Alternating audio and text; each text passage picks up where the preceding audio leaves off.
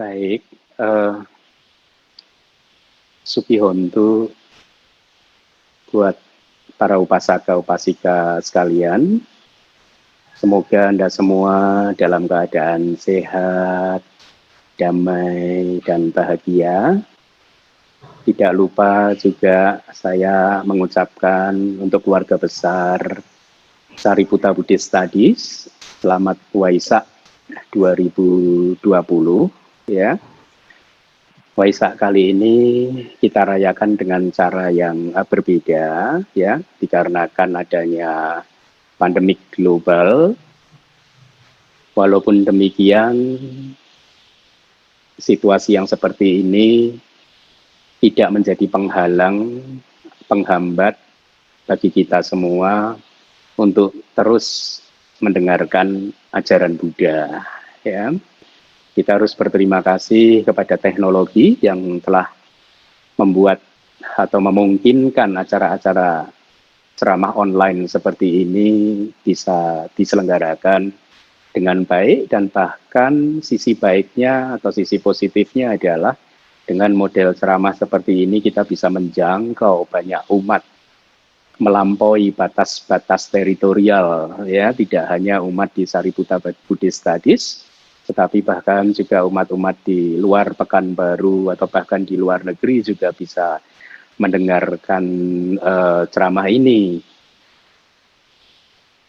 Yang ingin saya tekankan kepada Anda semua adalah setiap kali kita merayakan sesuatu haruslah ada value, ada nilai yang membuat kita untuk kembali minimal kalau kita masih berada di jalur yang salah, kita bisa dengan hari besar ini kita bisa diingatkan untuk kembali ke jalan yang benar. Bagi mereka yang sudah berada di jalan yang benar dengan perayaan Waisak ini, semoga bisa semakin menambah komitmen Anda, mereka yang sudah berada di jalur ajaran Buddha, untuk semakin berkomitmen untuk mempelajari atau menjadi murid Buddha yang baik, yaitu dengan cara mempelajari kitab suci.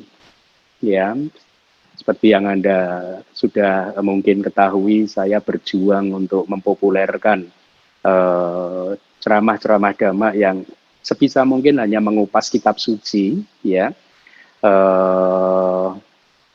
Karena menurut saya ajaran-ajaran yang ada di kitab suci inilah yang sesungguhnya akan bermanfaat bagi Anda semua di dalam kehidupan Anda kali ini maupun di kehidupan-kehidupan Anda berikutnya. Bante Keminda masih mempunyai kilesa, sehingga ajarannya mungkin saja bisa jadi tidak benar, tetapi Buddha, kitab suci, kitab komentar, kitab subkomentar itu semua sudah diverifikasi sejak bahkan persis setelah Buddha Parinibbana sampai hari ini. Tidak ada penolakan dari para Sayadaw, para anggota Sangha. Dengan demikian kita bisa mengartikannya bahwa ini adalah sumber-sumber yang terpercaya untuk memahami ajaran Buddha. Topik kali ini adalah buku ini akan terus ada di sepanjang masa.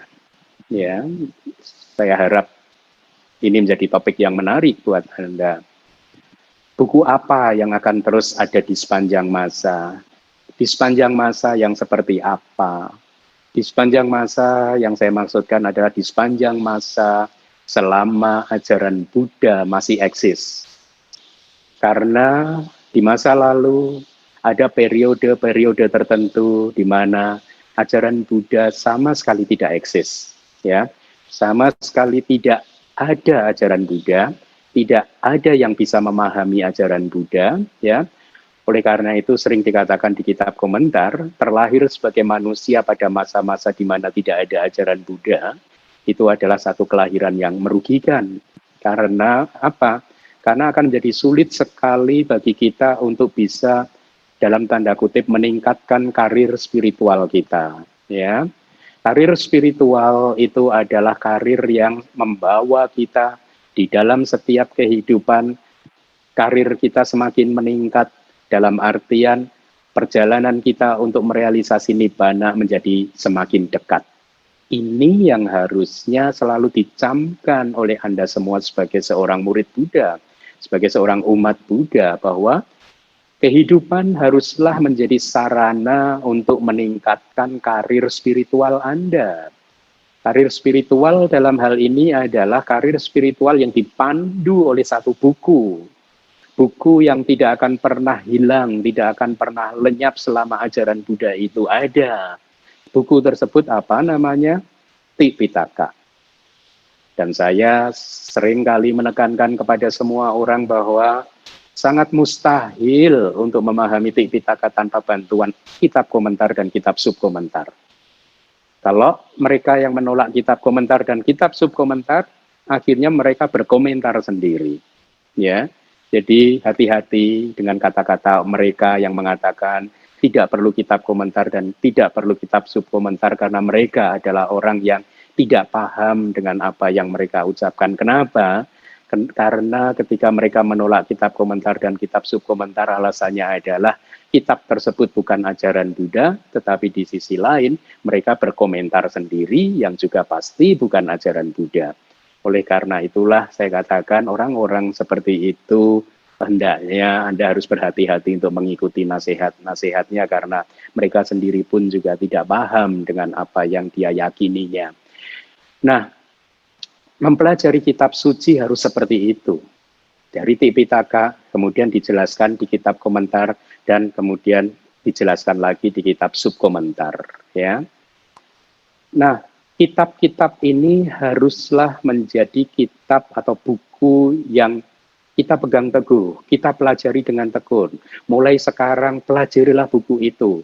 Karena hanya buku itu saja yang akan eksis. Buku-buku yang lainnya tidak akan eksis. Belum tentu eksis dan belum tentu juga akan bisa membantu Anda untuk mencapai magga, pala, dan nibbana. Tetapi Tipitaka, kitab komentar, kitab subkomentar sudah pasti eksis selama ajaran Buddha, ya, kapanpun, 1000 tahun lagi, 2000 tahun lagi, 5000 tahun lagi, katakanlah 100 tahun, 100.000 tahun lagi, Anda terlahir lagi sebagai manusia, kembali ke bumi ini, selama ajaran Buddha masih ada, Anda masih ketemu dengan kitab tersebut.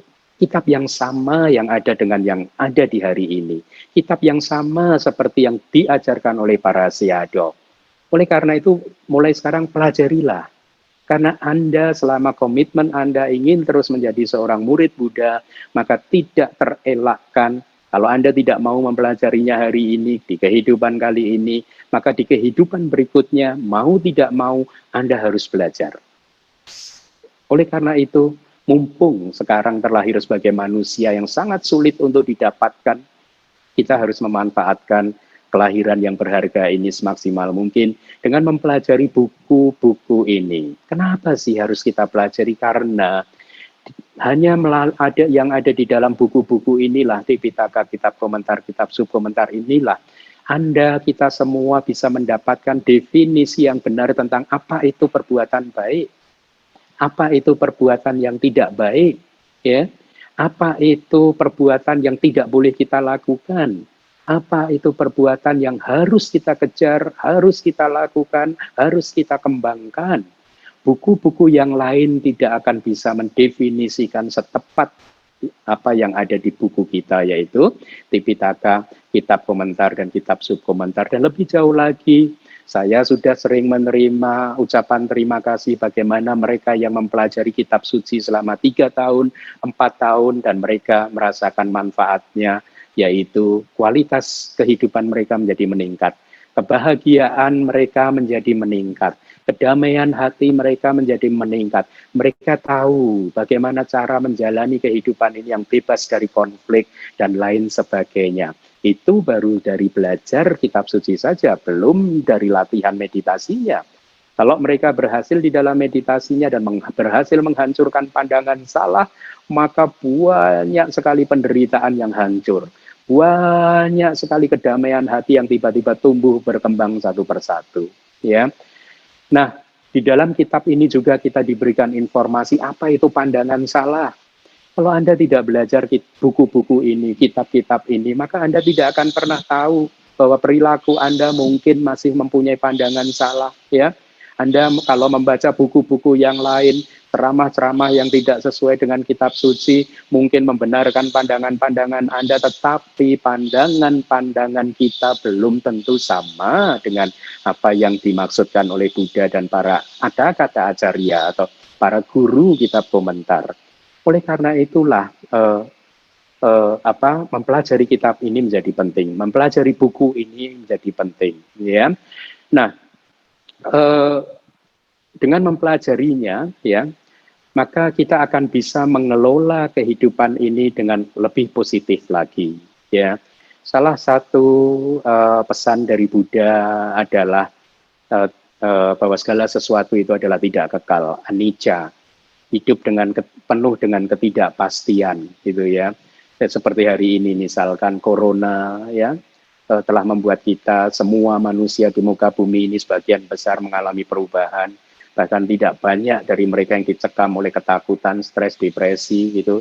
Bahkan kita juga membaca di surat kabar dulu ada seorang tenaga medis dari salah satu negara yang bunuh diri hanya karena gara-gara merasa bersalah ketika menangani pasien corona. Coba, mereka yang bunuh diri adalah mereka yang tidak memahami ajaran yang diajarkan di buku ini. Karena sudah jelas-jelas bahwa buku ini mengajarkan kepada kita segala sesuatunya adalah anicca. Seandainya saja semua orang memahami bahwa segala sesuatu itu adalah anicca, tidak kekal, maka tidak akan ada lagi orang yang bunuh diri. Karena mereka tahu kesulitan, kesedihan, apapun cepat atau lambat akan berganti. Cepat atau lambat kesedihan tersebut akan lenyap.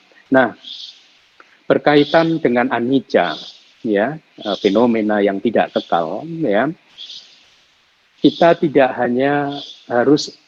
hanya memahami bahwa pikiran kita saja yang tidak kekal, tetapi juga tubuh jasmani kita pun juga tidak kekal. Dan lebih jauh lagi kita juga harus memahami bahwa alam semesta tempat kita tinggal ini pun juga tidak kekal. Nah, informasi-informasi seperti ini bisa kita dapatkan di buku yang tidak pernah lenyap itu selama ajaran Buddha masih ada.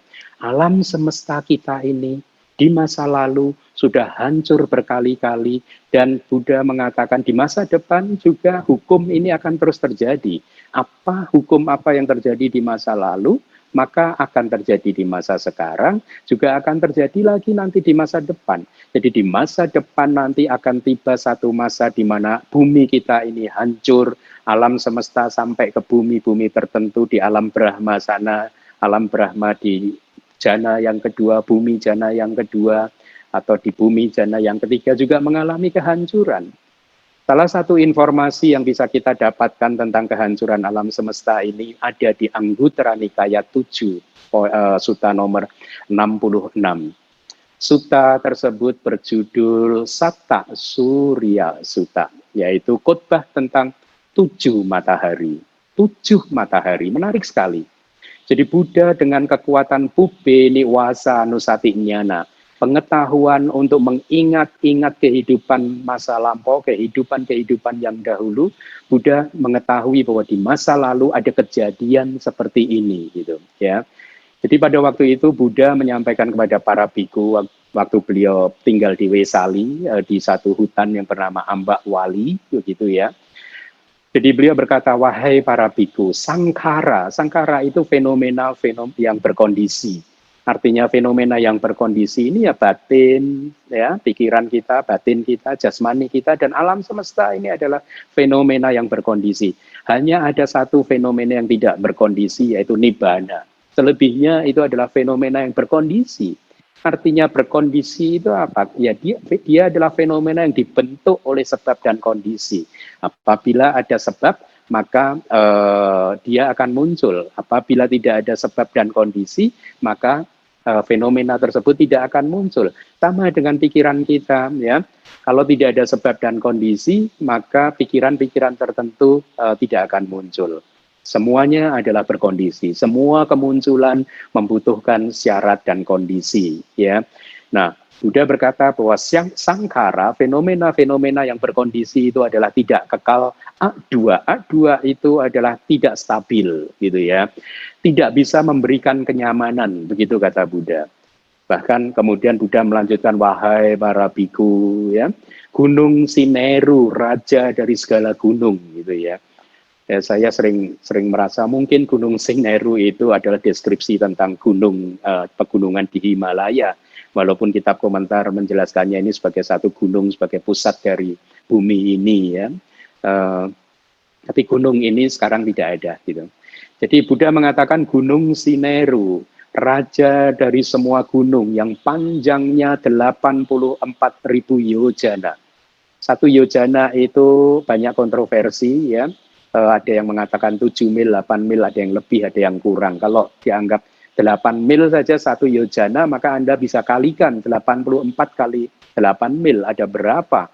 Ada sekitar jutaan kilometer. Jadi Gunung Sineru ini panjangnya itu 84.000 yojana, ya, jutaan kilometer, lebarnya juga 84.000 yojana, dan juga dia masuk ke dasar lautan sedalam 84.000 yojana, dan dia menjulang tinggi di atas permukaan laut setinggi 84.000 yojana, gitu. Nah, ada Buddha mengatakan, ya, bahwa gunung yang sebesar itu pun juga mengalami kehancuran.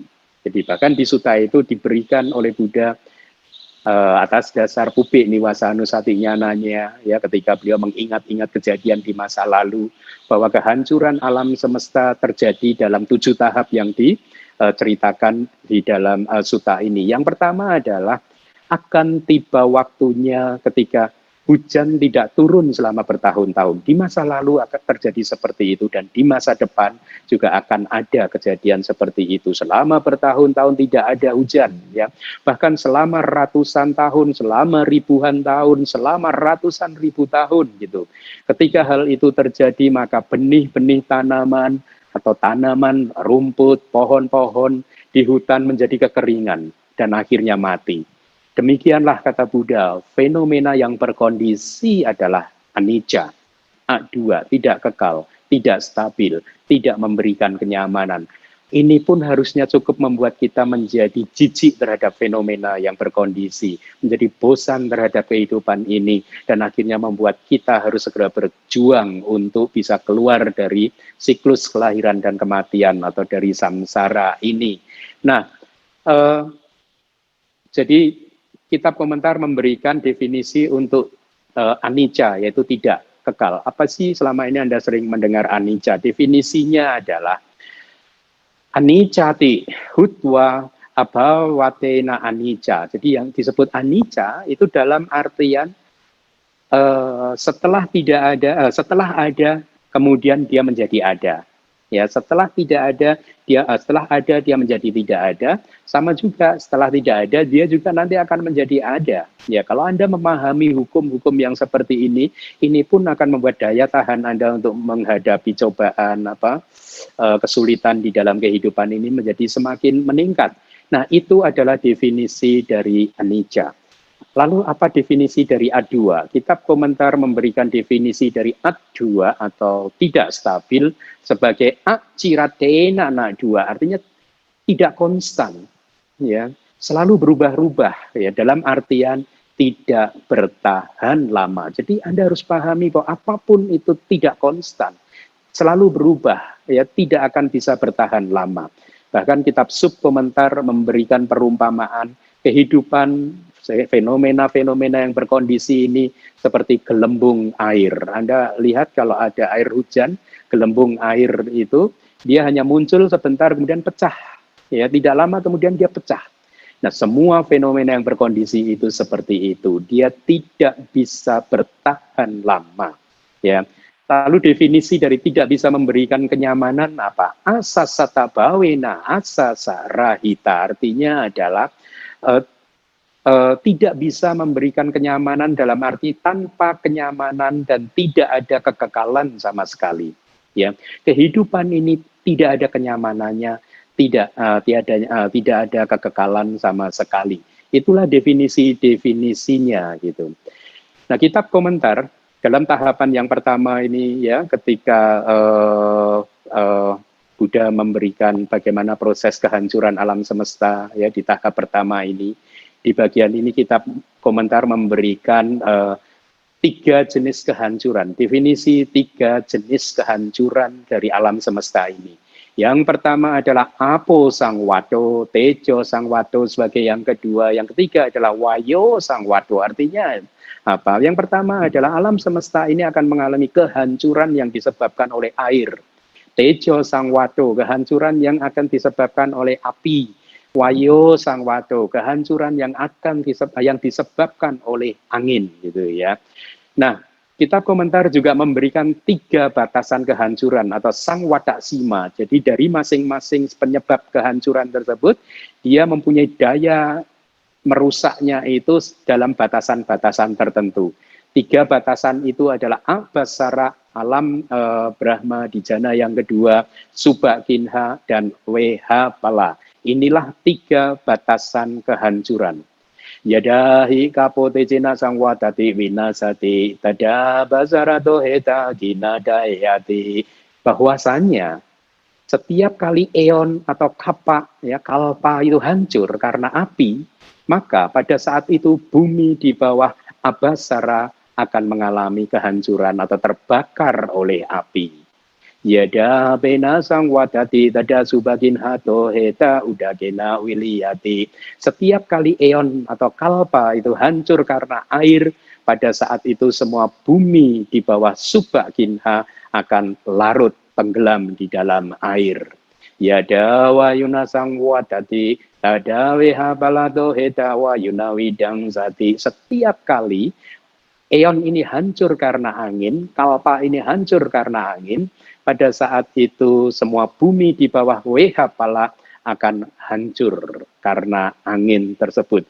Jadi alam semesta yang kita huni saat ini dari waktu ke waktu di masa lalu mengalami proses kehancuran seperti itu, dan di masa depan pun juga akan mengalami proses kehancuran seperti itu. Tetapi kehancuran alam semesta bukanlah akhir dari segala-galanya, karena setelah itu alam semesta ini akan berproses kembali, terbentuk kembali, hingga akhirnya bumi siap dihuni oleh manusia kembali. Dan ketika siap seperti itu, maka makhluk-makhluk yang ada di alam Brahma tertentu akan yang karmanya sudah siap untuk masak di bumi manusia, mereka akan lahir kembali di alam manusia dan akan melanjutkan lagi kehidupannya di dalam samsara. Tahap kedua di dalam proses kehancuran alam semesta, Buddha mengatakan demikian. Akan tiba waktunya, wahai para biku, setelah waktu yang lama sekali, matahari yang kedua muncul. Ada matahari yang kedua nanti. Dengan kemunculannya, maka sungai-sungai yang kecil dan semua danau mengering, menjadi kering, ya, karena saking panasnya. Mereka airnya akan menguap dan bahkan lenyap sama sekali.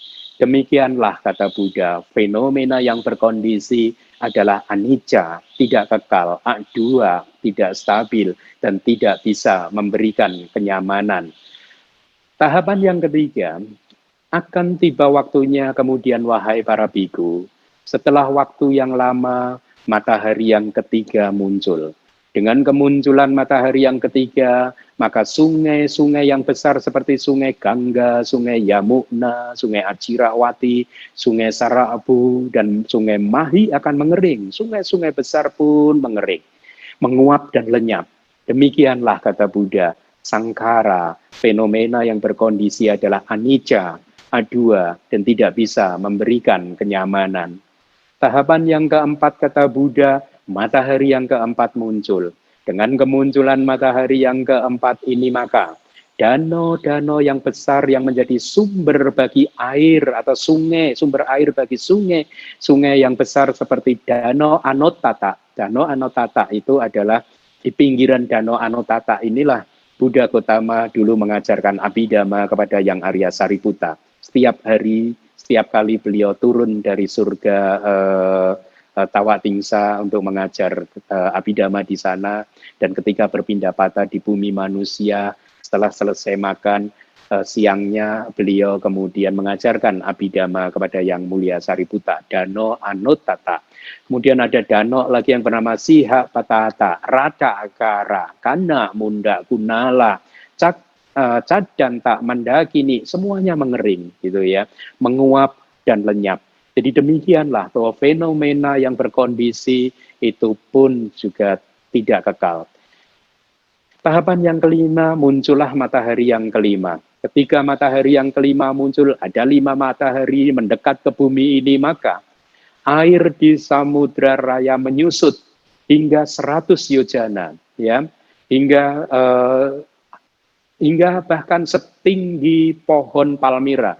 Pohon palmira itu pohon siwalan, ya, bahkan hanya setinggi 7 depa saja, atau setengah sampai 6 depa, 5 depa, 4 depa sampai setengah depa saja, ya. Bahkan air menyusut hingga setinggi pinggang manusia, setinggi lutut manusia, setinggi pergelangan kaki manusia. Bayangkan, Samudra Hindia yang sedemikian hebatnya, pada satu hari nanti di masa depan airnya hanya tinggal setinggi pergelangan kaki saja, ya. Dan Buddha mengatakan, ya, bahkan air di samudra tadi akhirnya mengering dan yang tersisa hanyalah seperti bekas tapak kaki binatang ternak, ya. Anda bayangkan binatang ternak kalau kakinya basah kemudian dia menapak di bebatuan, maka ada sisa-sisa air, bahkan hanya seperti itu kata Buddha gitu. Bahkan airnya tidak cukup untuk mencapai ruas jari kita dan seterusnya. Demikianlah Buddha menggambarkan bahwa fenomena yang berkondisi adalah tidak kekal. Tahapan yang keenam adalah matahari yang keenam muncul.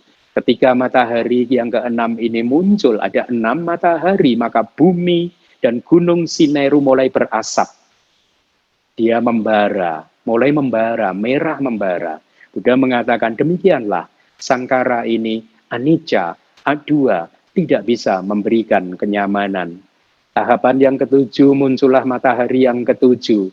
Dengan kemunculan matahari yang ketujuh, maka bumi dan Sineru, gunung Sineru terbakar total. Apinya yang terbawa angin mencapai dunia para Brahma. Bahkan abu dan jelaga dari bumi dan gunung Sineru pun tidak terlihat. Api ada di mana-mana, yang ada yang kelihatan hanyalah api saja. Ya, salah satu teman saya pernah mengingat-ingat kehidupan lampaunya dan dia menceritakan hal yang sama. Dia mengatakan pada saat itu di mana-mana hanya ada api. Kemanapun mata memandang yang terlihat hanya api. Terus saya katakan waktu itu Anda ada di mana gitu. Dan dia mengatakan waktu itu dia sudah terlahir di alam yang atas. Ya memang seperti itu. Dan di masa depan pun juga akan seperti itu. Api ada di mana-mana. Demikianlah kata Buddha, sangkara, fenomena yang berkondisi ini adalah anicca, adua, dan tidak bisa memberikan kenyamanan. Kitab subkomentar memberikan penjelasan tentang 3 sebab kehancuran alam semesta, ya, selain api, angin, dan lain sebagainya tadi. Jadi alam semesta ini juga bisa hancur disebabkan oleh raga, dosa, moha, nafsu, kebencian, dan delusi. Ya. Jadi kitab subkomentarnya memberikan penjelasan begini. Alam semesta, kehidupan ini bisa hancur karena nafsu-nafsu manusia atau karena nafsu siapapun.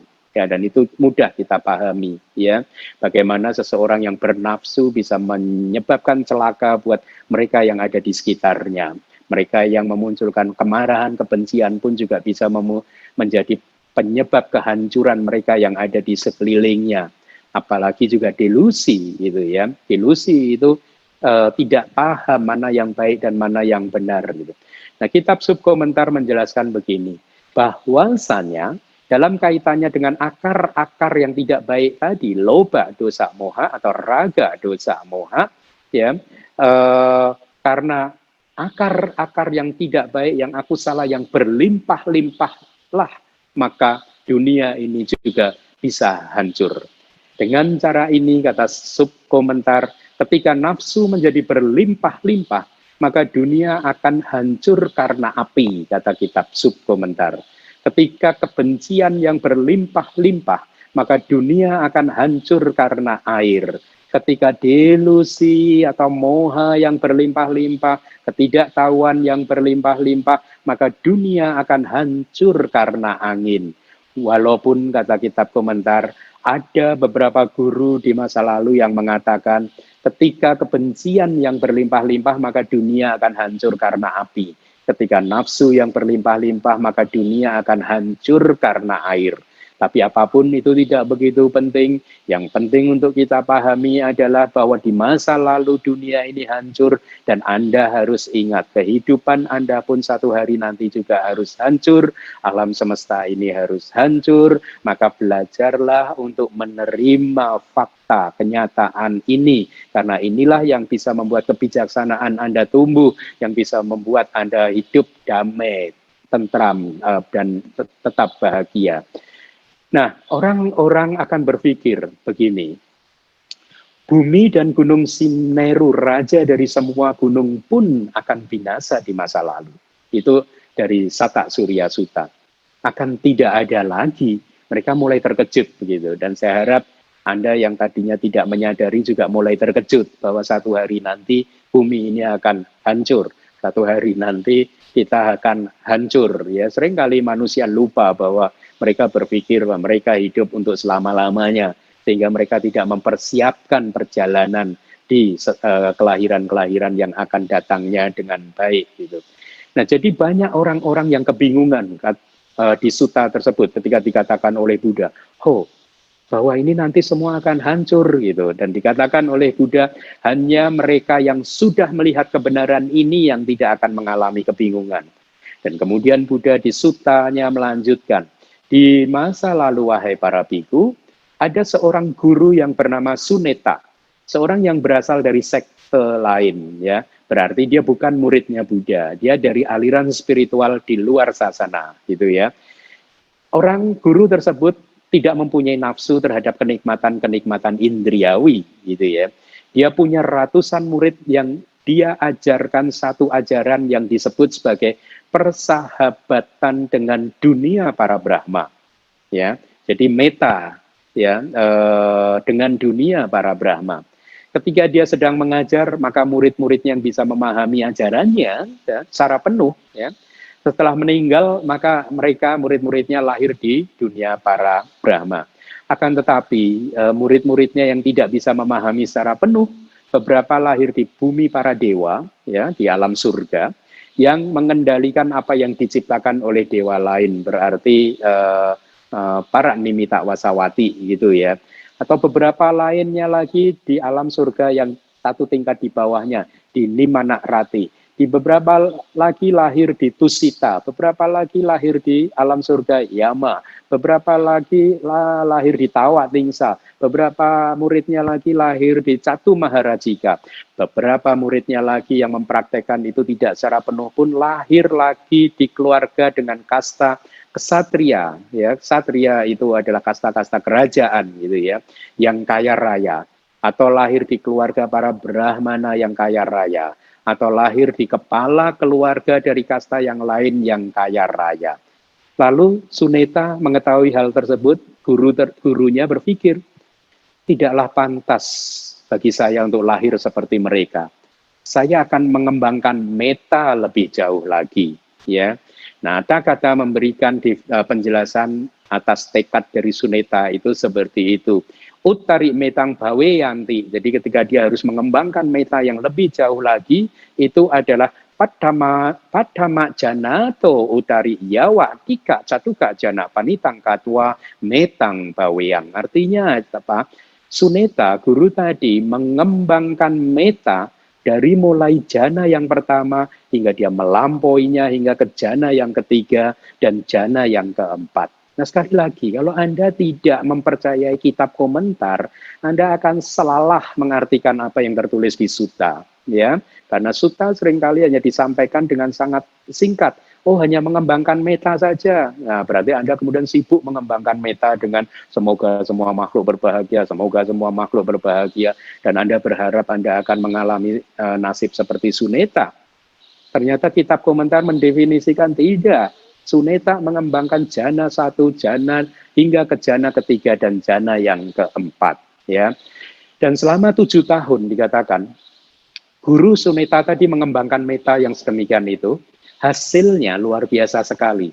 Selama 7 sangwata wiwata kapa, artinya selama 7 kehancuran dan pembentangan eon kembali begitu, dia tidak kembali ke dunia ini. Artinya dia lahir di alam-alam Brahma. Bayangkan, itu adalah waktu yang sangat lama sekali. 7 sangwata wiwata kapa, 7 eon kehancuran dan pembentangan atau pembentukan kembali. Itu lama sekali. Itu efek dari meditasi meta yang dia praktekkan. Dia tidak kembali di bumi manusia. Ketika dunia sedang hancur, ya, dia lahir di Abhasara. Ya. Ketika dunia sedang terbentang kembali, dia lahir di kitab komentar mengatakannya di Sunyang Brahma Wihara, Vimanang. Sunyang Brahma Vimanang itu adalah di satu istana rumah besar para Brahmana yang kosong. Ya, kalau Anda ingin mengetahui ya rumah besar para Brahmana yang kosong, Anda bisa baca di Vimana Wadu, kitab itu namanya Vimana Wadu, atau di Brahma Jala Sutta. Ya, di sana ada cerita tentang Brahma yang seperti itu. Jadi lihatlah, efeknya sangat hebat seperti itu. Di sana dia adalah seorang Brahma, Maha Brahma, sang penakluk yang tidak tertaklukkan, pemegang kekuasaan di sana. Dia menjadi Sakha, raja para dewa selama 36 kali. Berkali-kali dia menjadi Cakakwati Raja, raja universal, seorang raja yang adil yang memerintah sesuai dengan dhamma. Tapi walaupun dia mencapai kelahiran-kelahiran yang hebat seperti itu, akan tetapi dia adalah orang yang belum mampu keluar dari samsara, belum mampu keluar dari kelahiran, penuaan, kematian, kesedihan, ratap tangis, rasa sakit jasmani, duka cita, dan kepedihan yang mendalam. Demikian kata Buddha. Apa sebabnya? Sebabnya adalah catunang damanang ananoboda patiweda. Sebabnya karena dia tidak memahami dan dia tidak berhasil menembus 4 dhamma. 4 dhamma yang mana? Dia tidak memahami dan tidak menembus sila yang mulia. Dia tidak memahami dan tidak menembus samadhi yang mulia, jana yang mulia, konsentrasi yang mulia, atau jana yang mulia yang menjadi landasan untuk berwipasana. Dia tidak berwipasana. Ya, dia juga tidak berhasil memahami dan menembus kebijaksanaan yang mulia dan juga pembebasan yang mulia. Nah, jadi artinya inilah yang jadi tujuan kita, untuk menjadi seseorang yang berjuang untuk pembebasan kita, mencapai sila yang mulia yang telah dipahami dan ditembus, samadhi yang mulia, kebijaksanaan yang mulia, dan pembebasan yang mulia. Dan itu semua hanya akan terjadi kalau Anda bermeditasi sesuai dengan petunjuk yang ada di buku yang tidak akan pernah lenyap selama ada ajaran Buddha, ya. Oleh karena itu kita harus meniti karir dari sekarang. Ya, Anda harus ingat, Anda masih harus lahir lagi di masa depan, dan belum tentu Anda lahir lagi jadi manusia. Belum tentu Anda lahir lagi di alam-alam yang penuh kebahagiaan, karena Buddha mengatakan, bagi seorang yang belum tercerahkan, yang ceroboh, akan sulit sekali untuk lahir di alam-alam yang atas. Akan sulit sekali untuk terlahir di alam manusia. Oleh karena itu mulai sekarang, kembangkanlah komitmen untuk mempelajari buku yang tidak akan pernah lenyap. Yang Anda tidak bisa lari dari buku ini selama Anda ingin menjadi murid Buddha. Ya. Nah, proses pencerahan itu bukan proses yang instan. Proses pencerahan itu adalah proses yang terjadi dari banyak kehidupan, bahkan dari banyak kalpa yang lalu. Anda ingat, banyak di kitab kita diceritakan bagaimana seorang Agga Sawaka, seorang murid yang kepala murid tertinggi, merintis karirnya itu sejak 8 asangkaya 100.000 kalpa yang lain, dan itu berarti berkalpa-kalpa lamanya. Ada yang merintisnya 16 kalpa asangkaya dan 100.000 kalpa, ada yang merintisnya lebih jauh lagi 32 asangkaya, 64 asangkaya, dan 100.000 kalpa, dan seterusnya. Jadi panjang sekali. Kita tidak pernah tahu sejak kapan kita sudah mengucapkan aspirasi untuk keluar dari samsara. Oleh karena itu saya selalu mendorong kepada semua murid-murid saya untuk terus mengucapkan aspirasi untuk menjadi murid Buddha di setiap kelahiran dan mengucapkan aspirasi untuk segera keluar dari samsara, karena samsara ini tidak akan pernah bisa memberikan kenyamanan bagi kita. Nah, oleh karena itulah, mumpung buku ini masih ada, saat ini masih ada, maka kita harus segera bertekad untuk menguasainya, segera bertekad untuk mempelajarinya. Caranya bagaimana, Bante? Kalau Anda belum berhasil belum bisa membaca sendiri kitab dari bahasa Pali, Anda boleh mendengarkan ceramah-ceramah yang ada di channel YouTube-nya DBS. Karena banyak sutta dan abhidhamma di sana saya sampaikan sesuai dengan kitab komentar dan kitab subkomentar.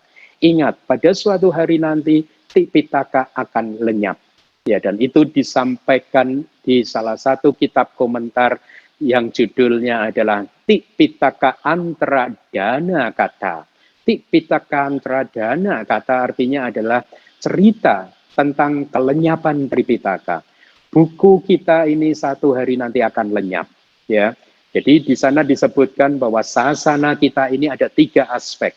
Yang pertama adalah pariyati, yang kedua adalah pati-pati, yang ketiga adalah pati-weda. Ya, kelenyapan pariyati atau Tripitaka, ya, juga nanti akan ada kelenyapan pati-pati, yaitu kelenyapan praktek. Ya, tidak ada lagi orang yang berlatih meditasi. Juga nanti akan ada kelenyapan pati-weda, ya. Kelenyapan orang-orang yang mampu menembus 4 kebenaran mulia. Kelenyapan dunia ini akan kosong dari makhluk suci, makhluk Arya gitu ya. Nah, jadi yang dimaksud dengan pariyati adalah tini pitakani, 3 pitaka. Dan saya sudah sering sampaikan mempelajari Tripitaka tanpa kitab komentar adalah mustahil. Kemudian yang dimaksudkan dengan pati weda adalah penembusan 4 kebenaran mulia. Yang dimaksud dengan pati-pati adalah praktek untuk mengembangkan jalan mulia berunsur 8 supaya kita bisa menembus 4 kebenaran mulia. Dan di dalam kisah tersebut dikatakan di masa lalu, ya, pati weda dan pati-pati kadang ada, kadang juga tidak ada di masa lalu. Jadi di masa lalu kadang tidak ada sama sekali orang yang Arya, suci, mulia, kadang ada, kadang tidak ada. Kadang ada orang yang berlatih meditasi, kadang tidak ada. Kemudian kitab mengatakan, di suatu masa terdapat banyak biku yang menghasilkan pati weda, tapi sehingga biku-biku putu jana, biku-biku yang belum tercerahkan, belum mencapai tingkat pencerahan apapun, itu jumlahnya sedikit sekali. Suatu kali di masa lalu di pulau ini gitu ya, saya menduga ini di satu pulau di Sri Lanka begitu ya, kadang banyak biku yang memenuhi praktek berlatih meditasi dengan tekun. Di waktu lain biku yang seperti itu jumlahnya sedikit. Jadi disimpulkan di dalam cerita tersebut demikianlah pati weda dan pati-pati itu kadang ada dan kadang juga tidak ada. Tetapi pariyati itu selalu ada. Ya, pariyati itu adalah tolok ukur untuk stabilitas sasana. Jadi kalau Anda sayang cinta dengan ajaran dengan sasana ini, maka Anda harus menegakkan pariyati, Tripitaka. Karena pariyati adalah tolok ukur untuk stabilitas sasana. Sasana didiya panak pariyati pemanang, itu bahasa Palinya. Jadi pariyati adalah tolok ukur stabilitas sasana. Kalau pariyatinya kokoh, maka ajaran Buddha ini kokoh. Kalau pariyatinya tidak kokoh, maka ajaran Buddha ini tidak kokoh. Dan ini yang terjadi di Indonesia. Menurut saya pariyati belum kokoh. Pariyati sedang menuju ke arah menjadi kokoh, gitu ya. Nah, di kitab komentar tadi dilanjutkan, seperti halnya bodhisatta kita, Buddha Gotama kita diceritakan, dan ini menarik sekali, ya. Setelah menghasilkan 7 jana, jadi ketika beliau menjadi bodhisatta, beliau berguru pada guru yang bernama Alaraka Lama, beliau berhasil menguasai 7 jana, ya. Dan kemudian bahkan beliau juga menguasai abinya pada waktu itu, ya, ketika menjadi murid Alaraka Lama. Beliau bertanya kepada Alaraka Lama tentang bagaimana untuk mencapai jana yang ke-8 atau persiapan awal untuk mencapai jana yang ke-8, yaitu newa sanyana sanyayatana kusala jana gitu ya. Tapi Alara Kalama mengatakan saya tidak mengetahuinya. Menurut beliau 7 jana, jana yang ke-7 ini adalah jana yang tertinggi gitu. Tapi kemudian setelah menjadi murid Alara tersebut, Bodhisatwa kita, Pangeran Siddhartha, pindah ke guru yang kedua yang bernama Uddaka Ramaputta. Dia menanyakan hal yang sama, dan karena Uddaka menguasai jana yang ke-8, akhirnya Uddaka memberitahu cara melatih jana yang ke-8, dan singkat cerita Bodhisatta kita, Pangeran Siddhartha, mencapai juga jana yang ke-8. Jadi demikianlah kata kitab komentar, setelah mendengarkan pariyati, seorang biku yang bijaksana juga akan memenuhi yang dua, yang lainnya. Jadi setelah mendengar pariyati, maka seseorang biku yang bijaksana akan bisa mencapai, memenuhi pati-pati dengan benar, dan pati weda, penembusan 4 kebenaran mulia. Te pitakang sutwa, panditohi, kata-kata palinya begitu. Panditohi, te pitakang sutwa, dwepi pureti. Jadi seorang yang bijaksana setelah memenuhi pariyati, maka pati-pati dan pati wedanya pun juga akan tercapai. Itulah mengapa kenapa pariyati itu sangat penting sekali, ya. Dan itulah mengapa kata kitab komentar, ketika pariyati bertahan, maka sasana akan bertahan, gitu, ya. Selanjutnya dikatakan juga di kitab komentar tersebut, karena suatu hari nanti di masa lalu pun juga begitu, sasana harus lenyap, ya, maka kelenyapan proses kelenyapan sasana terjadi sebagai berikut, ya. Ketika sasana ini, ajaran Buddha ini mau lenyap, maka yang proses itu akan diawali dengan kelenyapan Abhidhamma Pitaka. Dari Padhana terlebih dahulu hingga Dhamma Sanggaha, atau nama lain dari Dhamma Sanggani. Itulah mengapa kita harus berterima kasih kepada para seado yang memahami Abhidhamma, yang menjaga Abhidhamma untuk tidak lenyap, karena beliau inilah yang secara tidak disadari, mungkin tidak diniatkannya, atau secara tidak langsung akan memperlambat proses kehancuran sasana, akan memperlambat proses kelenyapan sasana, karena selama Abhidhamma belum lenyap, proses kelenyapan tidak akan terjadi, tidak akan dimulai. Oleh karena itu, kalau Anda pun ingin membantu, memperlambat, memperpanjang usia sasana ini, maka pelajarilah Abhidhamma.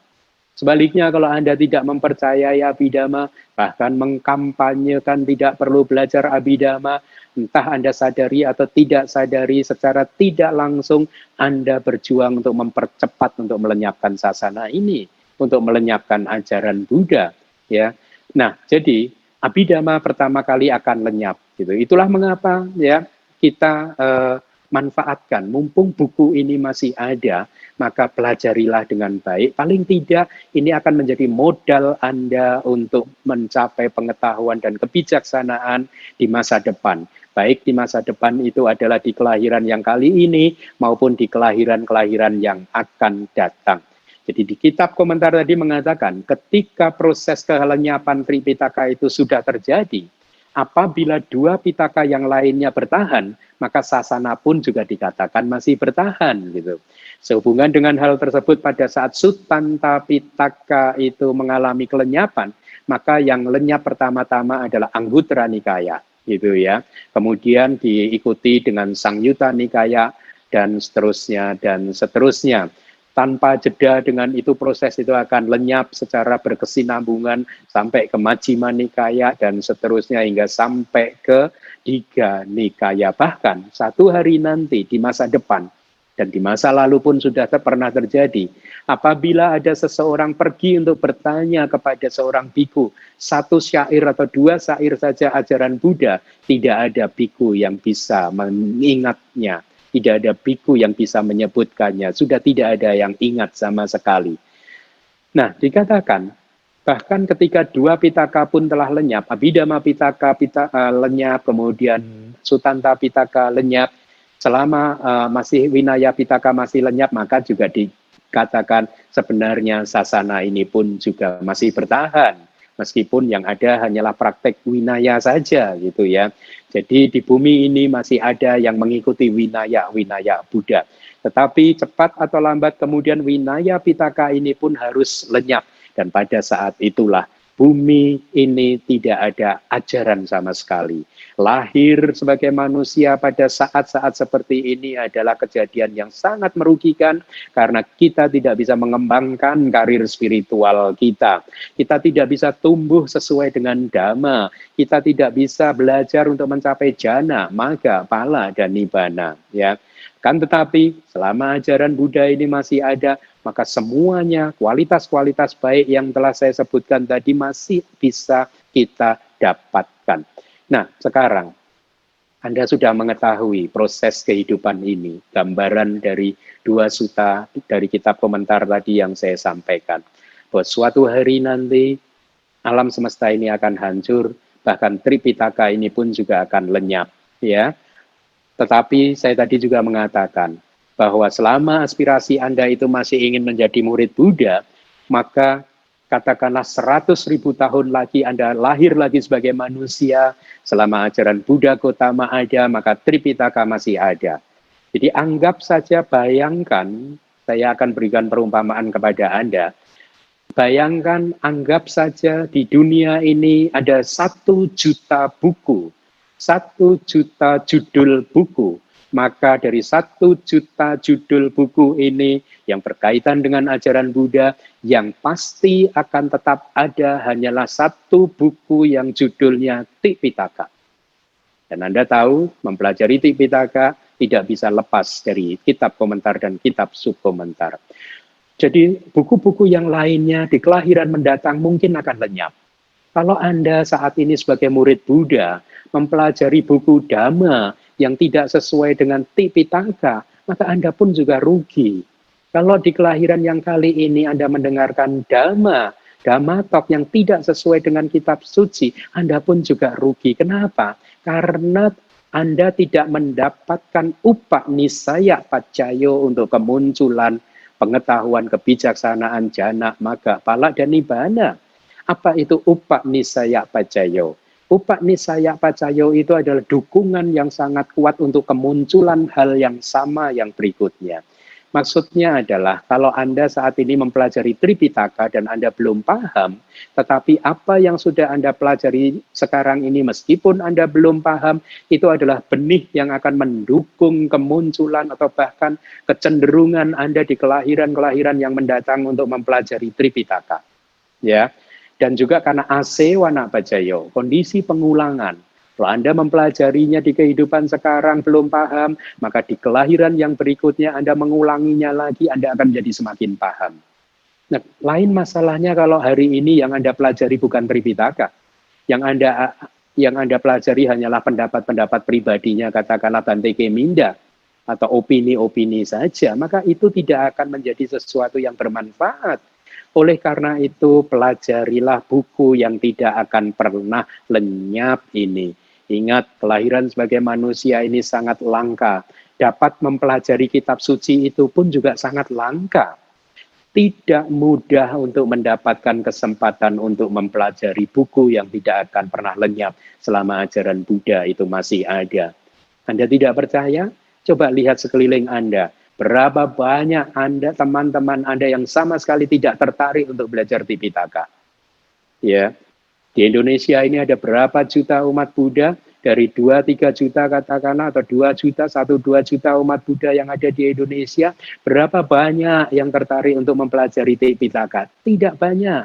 Oleh karena itu, mendapatkan niat, keinginan, rasa ketertarikan, kesempatan untuk mempelajari kitab suci pun juga adalah langka. Kalau Anda menyadari hal-hal seperti ini, hukum seperti ini, apabila Anda merasa bahwa Anda belum tertarik dengan Tripitaka, maka Anda harus kuatkan tekad. Ya, mulai hari ini saya akan belajar Tripitaka. Meskipun sulit, nggak apa-apa, tapi saya percaya bahwa ini akan memunculkan pengetahuan, kebijaksanaan, maka akan menjadi pendukung untuk kemunculan magga, pala, dan nibbana di kelahiran-kelahiran yang akan datang. Jangan mengikuti opini, Jangan mengikuti ajaran yang tidak sesuai dengan ajaran Buddha, ya. Banyak sekali kata-kata yang indah yang ada di sana, di luar sana, tetapi belum tentu itu sama dengan ajaran Buddha. Jangan sampai tragedi Ajata satu terjadi lagi di zaman modern. Apa itu tragedi Ajata satu? Tragedi Ajata satu adalah tragedi seorang anak manusia yang seharusnya bisa menjadi seorang Sotapanna, tetapi karena mendengarkan ajaran yang diajarkan oleh Bante Dewadatta, beliau adalah seorang Bante, ya, yang sesat. Akhirnya bukannya menjadi seorang Sotapanna, tetapi malah dia menjadi atau lahir di alam neraka. Bukankah itu adalah satu tragedi? Bukanlah itu adalah satu cerita yang sangat memiriskan hati kita. Nah, oleh karena itulah, pelajarilah kitab tersebut, buku yang tidak akan pernah hilang, karena sesungguhnya pemahaman ajaran yang baik dan benar yang sesuai dengan kitab akan meningkatkan karir spiritual kita. Dan ketika Anda mempelajarinya, Anda akan merasakan betapa kehidupan ini menjadi semakin lama semakin tenang, damai, dan bahagia. Baik, demikian ceramah dari saya, ya. Buddha Sasanang Cirang Pidato. Semoga ajaran Buddha bertahan lama. Saya akan memberikan blessing untuk Anda semua. Bawatu sabda manggalang ratantu sabda dewata. Sabda Buddha nubawena sada soti bawantu te. Bawatu sabda manggalang ratantu sabda dewata. Sabda dhamma nubawena sada suti bawantu te. Bawatu sabda manggalang rakantu sabda dewata. Sabda sangha nubawena sada suki bawantu te. Semoga semua berkah ada pada Anda. Semoga semua dewata menjaga Anda. Dan dengan kekuatan dari semua Buddha, Dhamma, dan Sangha, semoga keselamatan selalu ada pada Anda. Sadu, sadu, sadu. Terima kasih.